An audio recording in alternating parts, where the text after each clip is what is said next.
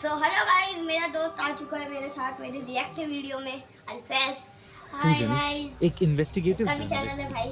उसका गाइस काम था नहीं, सच मेरा ढूंढना, भाई ने हटा दिया। लेकिन उसका जुनून था उन अगर कहानियों को तेरा चैनल समझना होता ना, तेरे जो चैनल लोग भूल गए थे तो या गाइस भूल जाना चाहते आज थे। देखने वाले हैं हॉरर एक स्टोरी दिन पे उसके रिएक्ट करने इनबॉक्स वाले में हैं। मतलब एक अनोनिमस ईमेल आई। कौन सी है उस बे? ईमेल में एक स्क्विड गेम हॉरर स्टोरी। तो चलिए उस लगाते ईमेल हैं। में एक आपको बिलीव नहीं होगा, ये वाटर प्योरीफायर आप अपने घर में लगवा सकते हैं, वो भी बिल्कुल फ्री में। और यही नहीं, ना ही इसके इंस्टॉलेशन के पैसे देने और ना ही इसके मेंटेनेंस और सर्विस। सो गाइस अभी 2 सेकंड रुक।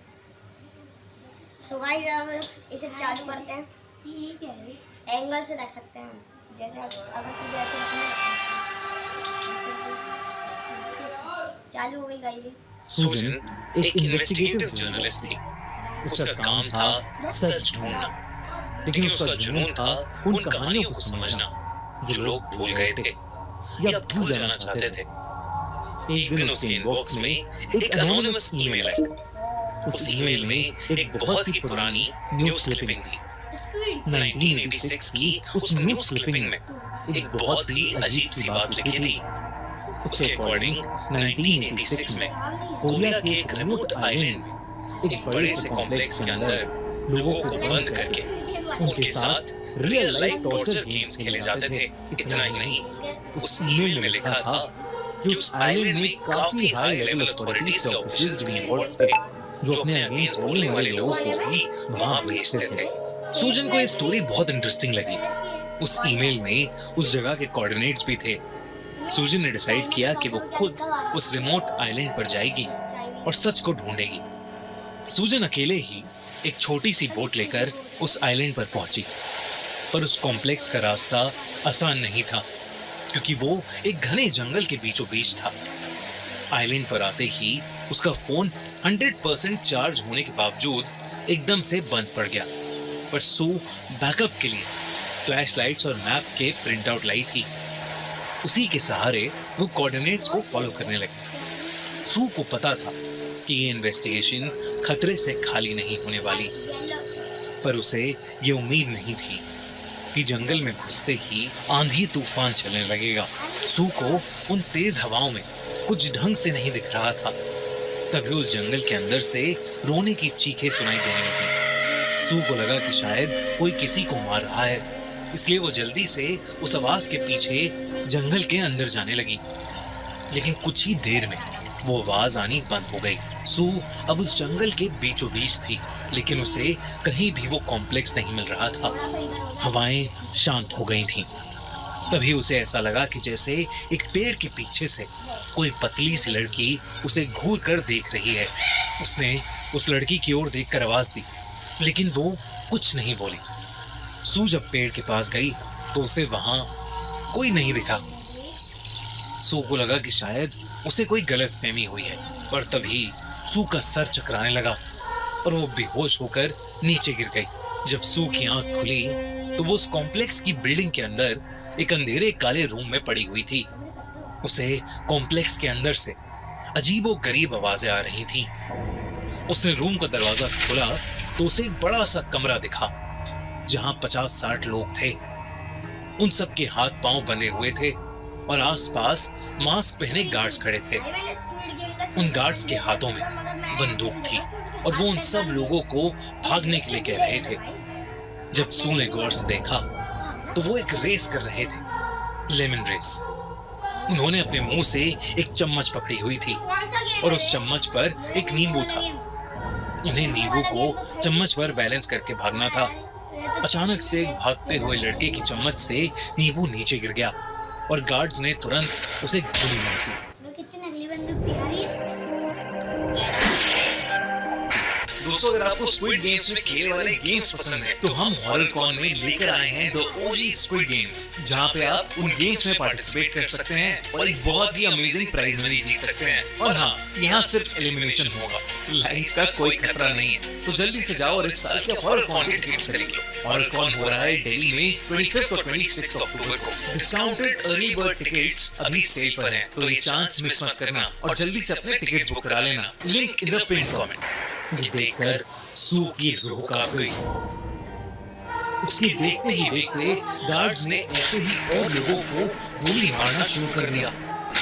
सू को समझ आ गया था कि वो टॉर्चर गेम्स वाली बात एकदम सच थी और शायद वो खुद इन टॉर्चर गेम्स में फंस गई थी। तभी अचानक उन लोगों में सू को वही लड़की दिखी जो जंगल में दिखी थी। वो भी उसी गेम में भाग रही थी। अचानक से उसकी चम्मच से नींबू नीचे गिर गया और सू के पैरों के पास आ गया। इससे पहले सू कुछ कर पाती, सू की आंखों के सामने ही उस लड़की को भी गार्ड्स ने गोली मार दी। उस लड़की की लाश सू के पैरों पर आकर नीचे गिरी। उस लड़की की डेड बॉडी को इतने पास से देखकर सू की आंखों में आंसू आ गए थे।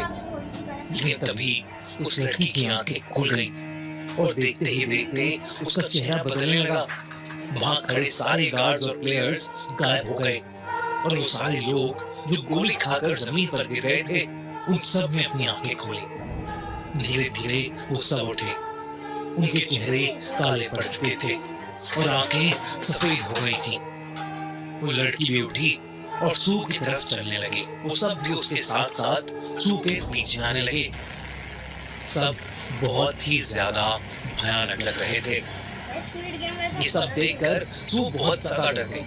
वो वापस उस अंधेरे कमरे की तरफ भागी और उसने दरवाजा बंद कर लिया। दरवाजे पर जोरों की धमधम हुई। सू को लगने लगा कि उसने उस आइलैंड पर आकर बहुत बड़ी गलती कर दी।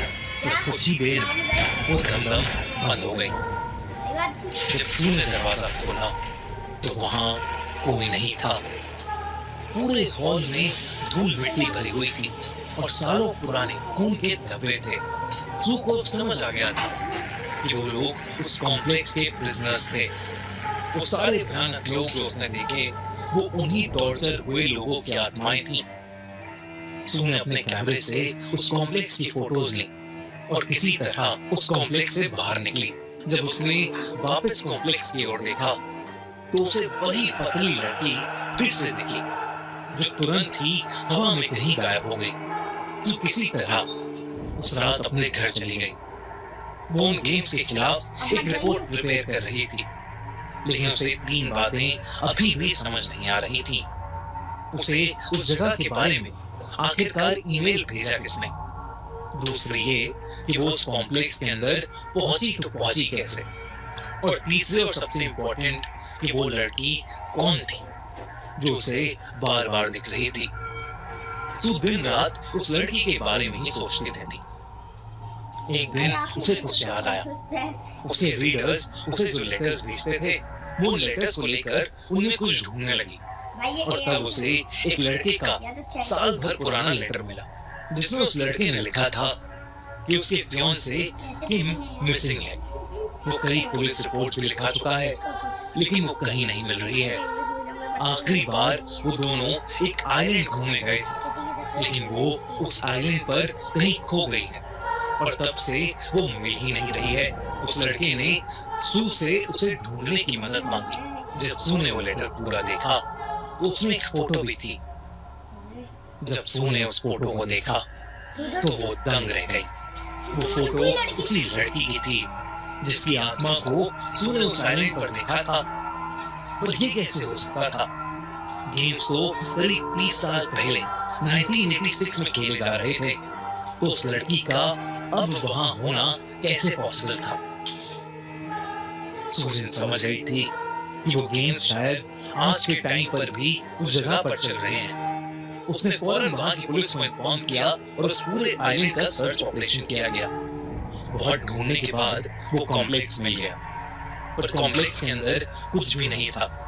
लेकिन जब कॉम्प्लेक्स के नीचे खोदा गया तो वहां 1000 से भी ज्यादा स्केलेटन्स मिले। डीएनए टेस्टिंग से पता चला कि उन स्केलेटन्स में से उस स्क्विड गेम में एक इन्वेस्टर तो गया था, सीजन 1 में गया था अपने भाई को ढूंढने के लिए। वो पुलिस वाला था, मुझे इतना तो पता है क्योंकि मैंने देखा है। मिसिंग लड़की किम का था।